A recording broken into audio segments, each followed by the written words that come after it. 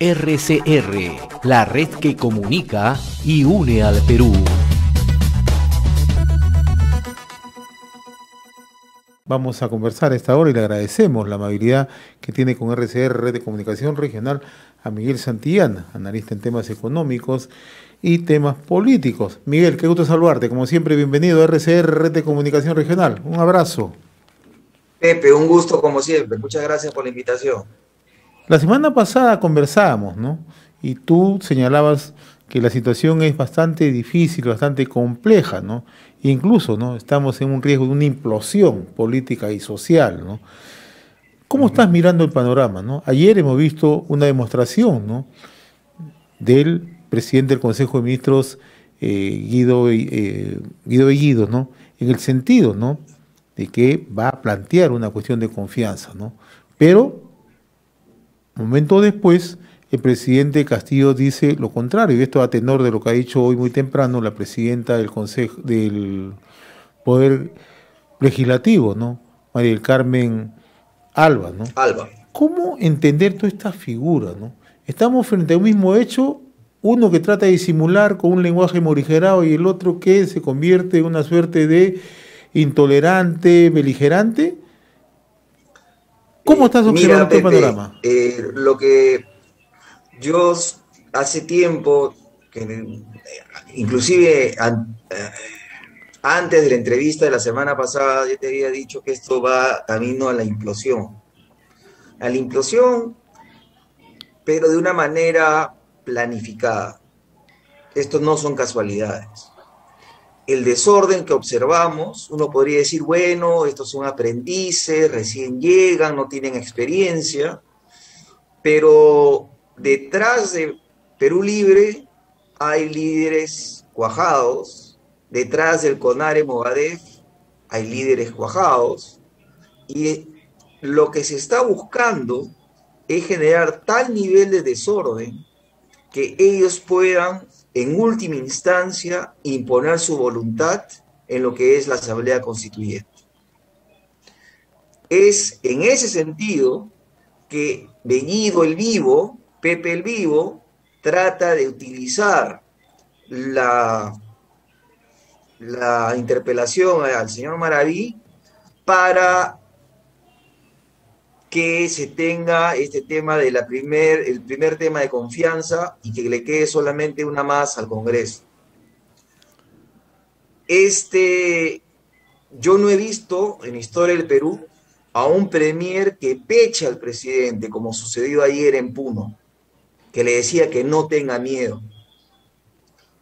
Él, sin consultar al Consejo de Ministros, sin consultar al presidente, se manda a decir que va a ser cuestión de confianza. Recién a las 11 de la noche nos enteramos que el presidente opina lo contrario. Entonces la pregunta que uno se hace es, ¿quién manda acá? Y yo lo que creo que esta es una tragicomedia de errores que en la superficie busca distraernos, con, por ejemplo, la payasada de Bellido siendo el Rappi que lleva la carta a Pluspetrol pidiendo una renegociación cuando él no es la institución, no, la PCM ni el Ministerio de Energía y Minas es la institución que podría renegociar esto, sino Perupetro. Pero ahí tienes a todos los medios de comunicación, tienes todo el mundo cuestionando eso. Y como te dije la semana pasada, semana que pasa, semana que ellos avanzan. Porque a nivel nacional, Pepe, no paran de recolectar firmas para su Asamblea Constituyente. Y por otro lado, sean congresistas o sean ministros, en contra de la ley, hacen promoción para el tema de su Asamblea Constituyente. Y eso está explícitamente prohibido para el funcionario público, pero igualito se zurran. Ahora, ¿qué puede ocurrir, Miguel, no? Porque en la mañana un amigo periodista me decía lo siguiente, ¿no? Esta es una situación bastante compleja para el país, muy difícil, ¿no? Pero también va a servir para que el presidente Pedro Castillo tenga que definirse sí o sí, porque si el Congreso lo censura a Maraví, aparentemente parece que eso va a ocurrir. Entonces, ¿qué va a primar? ¿La palabra de Bellido o la palabra de Pedro Castillo, el presidente de la República? Esta mañana, incluso textualmente lo ha citado María del Carmen Alba, ¿no? O estamos ante un juego simplemente de burbujas acá, ¿no? Y van a seguir ganando tiempo. ¿Qué es lo que va a ocurrir? Algo va a tener que decir el presidente. Bueno, el presidente se ha caracterizado por esquivar sus responsabilidades, no estar en los momentos en que debe dar un mensaje a la opinión pública para tranquilizarla. Ciertamente no se ha pronunciado absolutamente de nada. Su visita a Huaycán esta mañana no ha servido para aclarar el panorama. Y lo que veo acá es lo siguiente. Maraví es de CONARE, es de el que le da la autorización a esta nueva sindicato de profesores, y lo conoce a Castillo desde la trinchera sindical magisterial. Debo entender que ahí hay ciertas lealtades, porque además, si recuerdas, este nuevo sindicato está siendo el partido magisterial, que sería el partido del señor Castillo, con el cual le permitiría desmarcarse del señor Cerrón. Entonces, lo que vamos a tener que ver todos esta noche es cuál es la definición de Castillo. Porque si defiende a Maraví, queda claro que defiende a CONARE SUTEP. Toda la opinión pública ha visto, oído o leído en los medios de comunicación las pruebas que hay contra el señor Maraví. Su situación es insalvable. Pero hace 3 semanas, cuando Bellido le pidió el cargo, Maraví se zurró en Bellido y dijo que quien definía era el señor presidente. Y la definición del señor presidente fue el silencio, lo que fue una aprobación, como diríamos, fáctica. Entonces, acá este desorden, a mí nadie me lo quite de la cabeza, es un desorden organizado. Premeditado. Premeditado, que tiene un fin. Estos 2 meses se han caracterizado por el desgobierno, por poner personas que no merecen los cargos en puestos importantísimos, y eso ha generado más inestabilidad política y económica, y eso afecta directamente a las condiciones de vida de la población, que ellos dicen defender, pero con tanta disonancia, con tanta contradicción. Los agentes económicos no van a invertir en el Perú, ahuyentan capitales, no hay nuevos puestos de trabajo, el costo de vida es más alto. Ahora, ¿qué va a buscar esta gente en el medio de este desbarajuste? Decir, ya ven, el sistema no funciona, tenemos que recurrir al Estado y a la Asamblea Constituyente. ¿Por qué al Estado? Porque te apuesto que este bono de 350 no va a ser el único bono que se va a entregar este año, eso te lo apuesto, y que se va a culpar de los malos índices económicos, de los malos resultados económicos al sistema, no a la responsabilidad que ellos tienen en la inestabilidad que están generando. Si ellos quisieran, Pepe, ya habrían definido el directorio del Banco Central. ¿Por qué no lo hace? ¿Por qué tenemos este cuento del señor Velarde hace 60 días? ¿Por qué no lo define? A ver, desde esa óptica, Miguel, o sea, nos tenemos que acostumbrar a un gobierno que va a seguir avanzando y no va a dar ninguna explicación. Así es. Porque, Pepe, tú eres un hombre prensa de larga trayectoria. ¿Dónde has visto un gobierno que no se comunique como este gobierno? Que te enteres por Twitter de un señor que no ha sido electo, como es el señor Cerrón. Porque si te quieres enterar qué es lo que viene en la política, lee los Twitters de Cerrón o escuchas a la señora Verónica Mendoza. Me parece inaudito eso. O sea, dos personas que no han sido electas, las tienes que seguir para enterarte de qué cosa es lo que va a suceder. Eso es inaudito.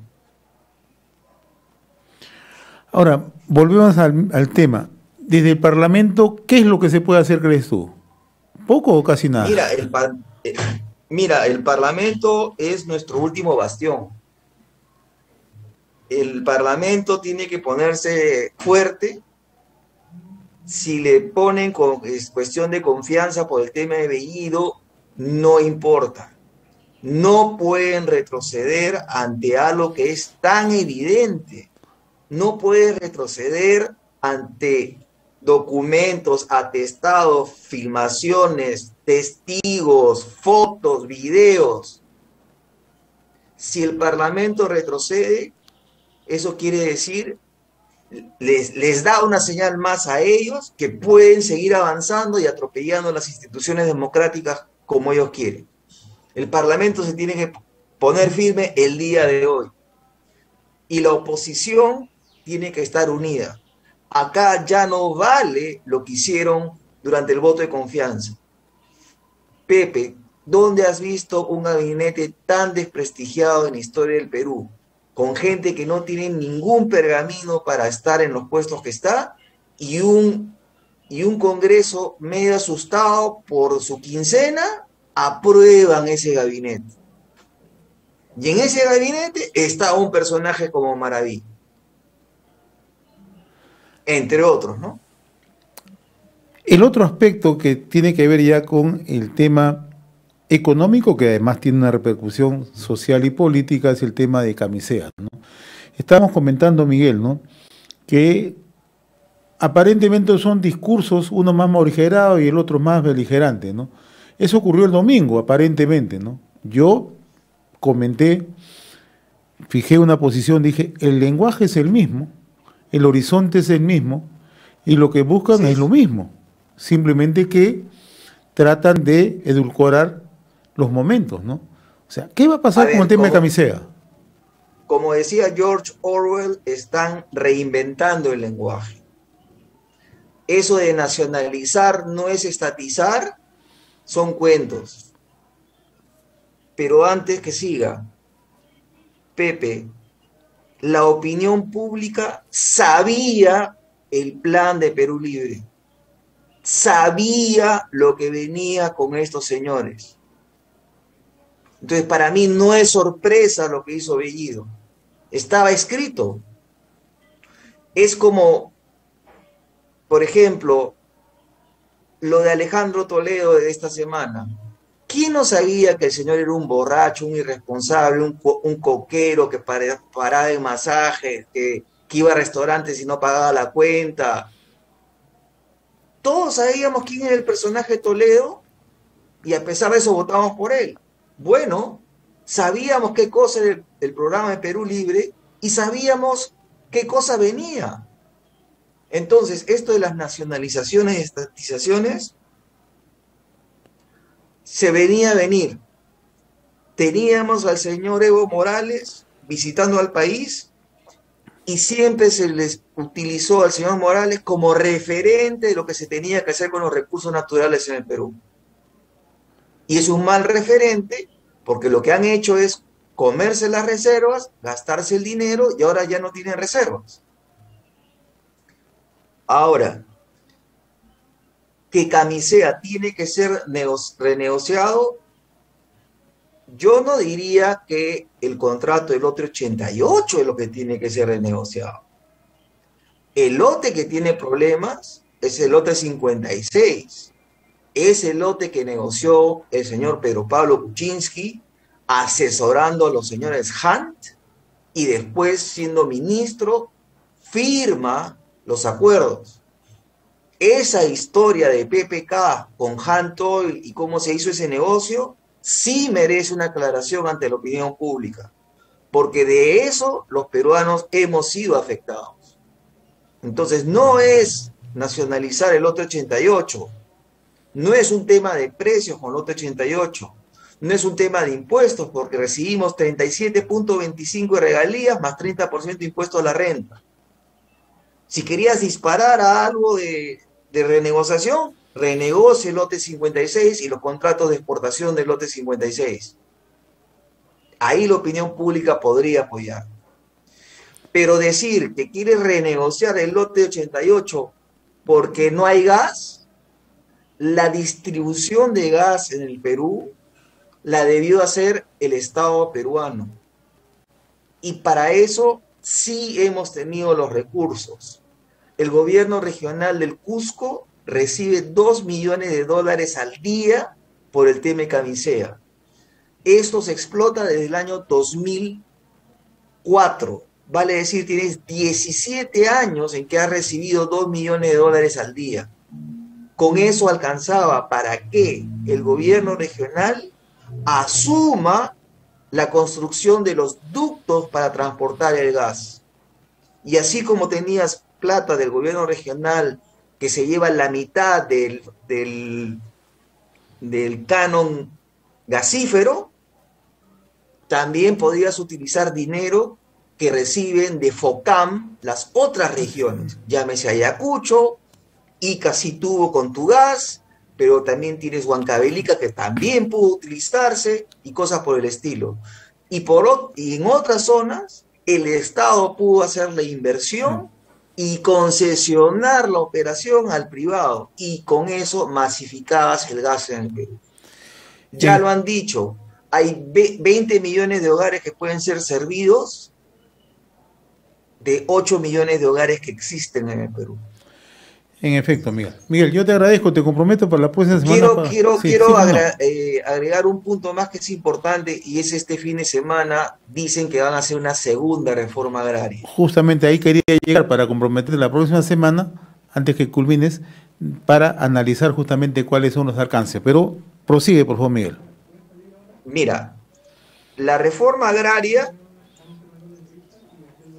no benefició solamente el 20% de los campesinos del Perú. El 80% no estuvo en la ecuación. De ese 20% que se benefició, al día de hoy, según cifras del Ministerio de Agricultura, solamente 20% tienen títulos de propiedad. Lo que se hizo con el gobierno, lo que se trató de hacer con el gobierno militar, de colectivizar la tierra, no sirvió. Los mismos campesinos los repudiaron. Y tanto que no ha servido el sistema colectivo de la tierra, que hasta ahora tienes los problemas en las cooperativas de Lambayeque, que están siendo administradas por mafias, distintos juicios de amparo, distintos operadores, que ese es el mal ejemplo que podemos tener hoy de lo que significa colectivizar la tierra. Lo que me parece preocupante es que plantean una reforma agraria en el cual está el Ministerio de Agricultura y 10 dependencias del Ministerio de Agricultura. El sector privado ha pedido participar y solamente ex post los han aceptado con voz más no voto. Y el sector privado podría llevarle la tecnología que ha aprendido en los años para ser un sector agroexportador exitoso a todos los Andes, más las experiencias de los yachachis y cosas por el estilo que sabemos que sí funcionan en los Andes peruanos. Cierre exportadora, masificarlo. Ese tipo de cosas es lo que debes hacer, pero no llenarte la boca de una supuesta reforma agraria que ha asustado al sector privado agroindustrial, que de 5 millones de hectáreas que tenemos, ellos han desarrollado 250.000. Esas 250.000 hectáreas nos generan los 7.000 millones de dólares de exportación, de agroexportación. Muy bien, Miguel, yo te agradezco, y con el compromiso de la semana siguiente ya conociendo, ¿no?, cuáles van a ser los ejes principales de esta segunda reforma Así agraria. es. Ayer lo ha anunciado Guido Bellido, para seguir compartiendo contigo como siempre en este diálogo semanal. Un fuerte abrazo, mi estimado Miguel. Un abrazo. Sí, y a todos tus oyentes que se acuerden que todavía debemos la primera reforma agraria. Y hay un arbitraje en Estados Unidos que se define este fin de año por $5.000 millones. Y ahí lo quiero ver al señor Castillo pagando. RCR, la red que comunica y une al Perú.